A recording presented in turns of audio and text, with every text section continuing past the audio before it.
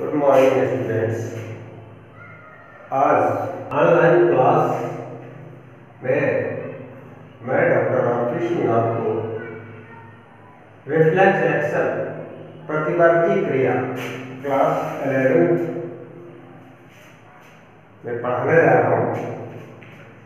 प्रतिवर्ती क्रियाएं वे क्रियाएं होती हैं जो बाह्य उद्दीपन के प्रति स्वायत्त व स्वसंचालित रहती है। प्रतिवर्ती क्रियाएं वे क्रियाएं हैं जिनका संचालन एवं समन्वय ग्राही अंगों या संवेदी अंगों से होकर तंत्रिका रज्जु में संवेदनाएं जाती हैं और तुरंत उनकी प्रत्युत्तर चालक तंत्रिकाओं द्वारा कार्यकारी अंगों तक पहुंचता है। ये क्रियाएं मस्तिष्क से संचालित नहीं, ये सीधे नर्व कॉर्ड या तंत्रिका रज्जु से संचालित होती है। अब ये क्रियाएं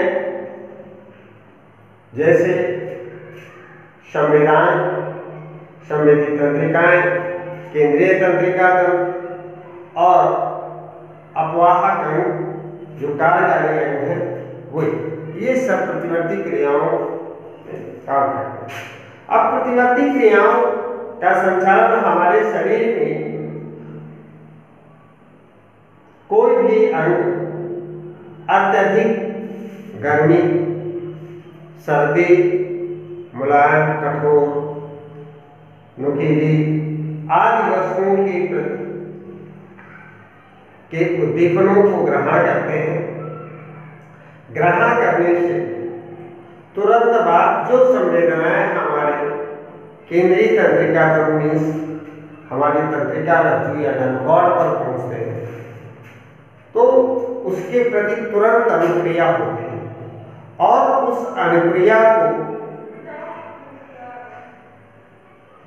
प्रतिवर्ती क्रिया और इसके संचालन को प्रतिवर्ती चाप कहा है।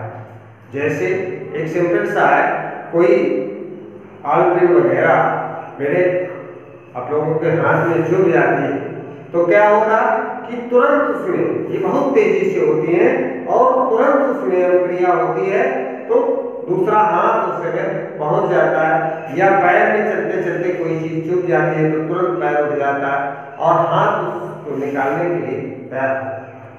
तो ये है प्रतिवर्ती क्रियाएं, इनका संचालन नर्व कॉर्ड के द्वारा होता है। ठीक, अब ये प्रतिवर्ती क्रियाएं जो है कितने प्रकार की होती है? देखिए, सिनेप्स के आधार, सिनेप्स युग्मान बंध जो होते हैं दो तंत्रिकाओं के मिलने, तो उन सिनेप्स के आधार पर प्रतिवर्ती क्रियाओं अलग अलग है। जैसे मोनोसिनेप्टिक प्रतिवर्ती क्रिया, मोनोसिनेप्टिक प्रतिवर्ती क्रिया, मोनोसिनेप्टिक प्रतिवर्ती क्रिया में क्या है कि इसमें एक संवेदी व एक चालक तंतु भाग लेता है। एक संवेदी तंतु और एक चालक या मोटर तंतु, सेंसरी और मोटर तंतु भाग लेता है, जिसमें केवल एक सिनेप्स बनता है, एक युग्मानुबंध या सिनेप्स बनता है। ऐसी क्रियाओं को क्या कहते हैं? मोनोसिनेप्टिक प्रतिवर्ती क्रियाएं कहते हैं। जैसे एक उदाहरण दिया हुआ है कि यहाँ पर स्टिमुलेट किया जाता है या यहाँ हथौड़े से मारा जाता है तो इसकी संचालन क्रियाएं सीधे ये नर्व कॉर्ड पर जाती है और इसकी तुरंत कार्यकारी अंगों से उसकी मांसपेशियों पर और ये तो मोटर तंत्रिकाओं के द्वारा इनके उद्दीपन वाले स्थान से तुरंत ये हट जाता है।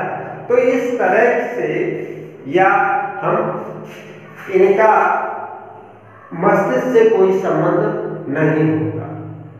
ठीक, तो ऐसी ये प्रतिवर्ती क्रिया का ही डायग्राम है कि इसमें देखिए यहाँ पर क्या है कि हथौड़े से हैमर से इसको स्टिमुलेट किया जाता है या उसको चोट दी जाती है, तो इसकी सूचनाएं क्या है, किससे के द्वारा नर्व कॉर्ड में जाती है। जो सेंसरी नर्व्स हैं या संवेदी नर्व हैं, उनके द्वारा हमारे नर्व कॉर्ड में सूचना जाती है और नर्व कॉर्ड में तुरंत उसका विश्लेषण किया जाता है और विश्लेषण करके प्रेरक जो मोटर या चालक तंतु है, चालक तंतुओं को, कार्यकारी अंगों को दे दिया जाता है, तो उस जगह से ये हट जाता है, अपनी जगह से खिसक जाता है। जैसे उसी तरह से दूसरा उदाहरण कि जब कोई सुई चुभ जाती है या कोई ऐसी चीज हमारे हाथ पैर में चुभ जाती है, तो तुरंत दूसरा हाथ उसको हटता है, झटके के साथ, और दूसरा हाथ उसको निकालने के लिए। तो इस तरह से ये प्रतिवर्ती क्रियाएं, और इसके बीच जो एक चाप बनता है, आर्च बनता है, रिफ्लेक्स आर्च जिसको कहते हैं, उसे प्रतिवर्ती चाप या रिफ्लेक्स आर्च कहते हैं। दूसरा है पॉलीसिनेप्टिक प्रतिवर्ती क्रिया। पॉलीसिनेप्टिक प्रतिवर्ती क्रियाओं में क्या है, एक से अधिक संवेदी चालक तंतु, एक से अधिक संवेदी तंतु और एक से अधिक चालक तंतुओं के बीच एक से अधिक सिनेप्स बनते हैं, एक से अधिक सिनेप्स बनते हैं। और ये सिनेप्स जैसे अधिक बनते हैं, तो ऐसे प्रतिवर्ती क्रियाओं को हम क्या कहते हैं, पॉलीसिनेप्टिक प्रतिवर्ती क्रिया। क्या कहते हैं, पॉलीसिनेप्टिक प्रतिवर्ती क्रिया। अब उनकी क्रिया के आधार पर, उनकी कार्य करने के आधार पर, अनुभव के आधार पर प्रतिवर्ती क्रियाएं कितने प्रकार की होती हैं। एक होती है अबंधित प्रतिवर्ती, अप्रबंधित प्रतिवर्ती क्रियाएं ऐसी क्रियाएं जो जन्मजात होती हैं, इनको सीखने की आवश्यकता नहीं होती, ये जन्मजात हमारे पेरेंट्स से मिलती हैं। जैसे छींक खाना, छींकना, खांसना, छींकना, खांसना, और उदासी जब उहाई लेना या उबासी लेना, ये शिशुओं में स्तनपान और विपरीत लिंग के प्रति व्यवहार करना, ये आकर्षण, ये सब जो है अबंधित प्रतिवर्ती क्रियाएं हैं और ये जन्मजात होती है, इनको सीखने की आवश्यकता नहीं। दूसरी है प्रतिबंधित प्रतिवर्ती क्रिया। प्रतिबंधित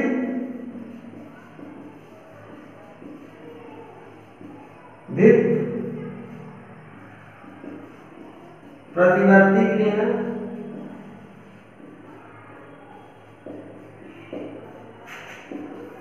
और दूसरी है प्रतिबंधित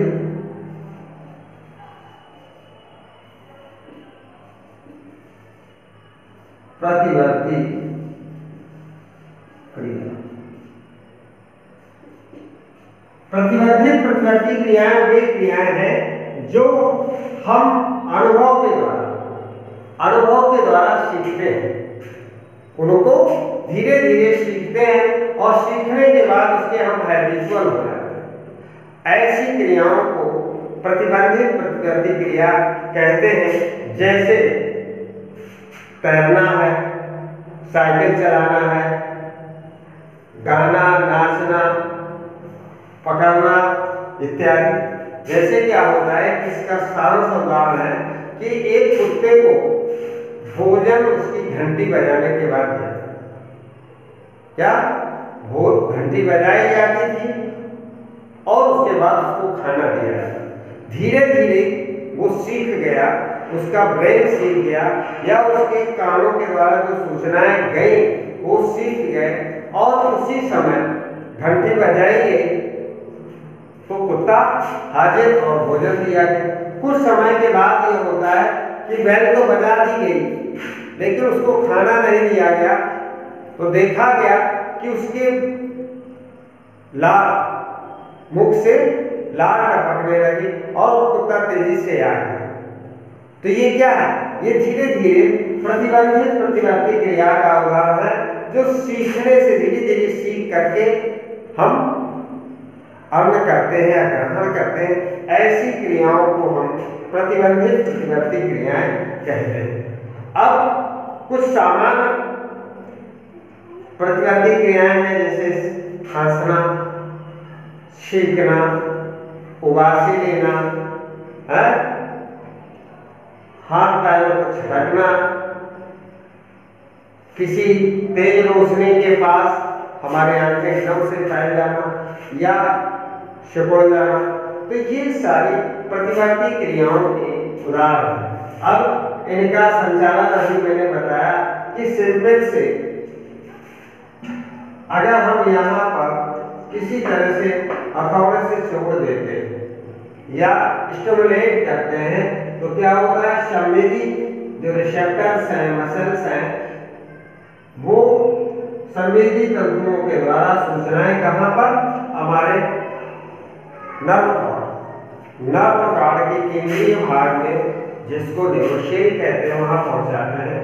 और उस न्यूरोशील के भाग यहाँ जो सिनेप्स बनते हैं और उसके द्वारा मोटर तंतुओं के द्वारा वो सूचनाएं कार्यकारी मसल्स या उनको हटाने के लिए उस तुरंत चालक तंतुओं के द्वारा सूचनाएं। तो इस प्रकार से ये सूचनाओं के प्रसारण में जो ये चाप बनता है, ऐसे चाप को प्रतिवर्ती चाप या रिफ्लेक्स चाप भी बोलते हैं। यहाँ पर देखिए व्हाइट मैटर, ग्रे मैटर, जैसा कि आपको पहले बार पढ़ा चुका हूँ मैं कि तंत्रिका जो रज्जु होती है या नर्व कॉर्ड होती है, तो नर्व कॉर्ड की भीतरी संरचना है, उसी को ये दर्शाया है। ठीक है, तो इस प्रकार से ये संवेदी अंगों में ये चाप बन जाते हैं और ये कुछ ऐसे ही एक्शन है, रिफ्लेक्स एक्शन है या प्रतिवर्ती क्रियाएं हैं, जो छींकना है, उबासी लेना है, हंसना है और हाथ पैरों का झटकना आदि इन्हीं के उदाहरण हैं। अब इसके बाद हमारे आ जाते हैं संवेदी अंग, जो हम जिनको ज्ञानेंद्रियां हैं। ज्ञानेंद्रियां हमारी 5 प्रकार की होती हैं।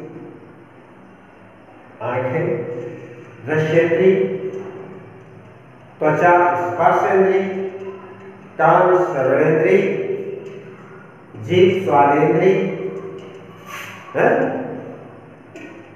तो ये हमारी सभी ज्ञानेंद्रिय हैं और इन ज्ञानेंद्रियों के द्वारा हम प्रकाश ज्ञान आंखों से, ध्वनि का ज्ञान कानों से, त्वचा स्पर्श इंद्रिय से स्पर्श ज्ञान कठोर मुलायम, ठंडा गरम आदि का स्पर्श ज्ञान होता है और जीभ से हम स्वाद ज्ञान करते हैं।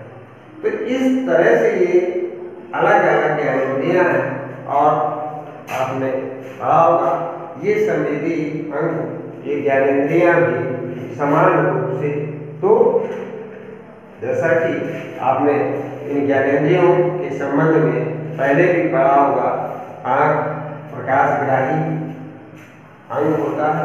ये आपने हाई स्कूल में इसको डिटेल में पढ़ चुके हैं, कैसे आँख का सामंजस्य शक्ति होती है और इसकी तुलना हम फोटोग्राफी कैमरे से करते हैं।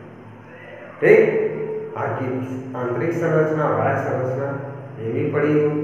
इसी तरह से कान, इंटरनली कान के 3 भाग वगैरह। तो ये आज का वीडियो यहीं तक है। That's all.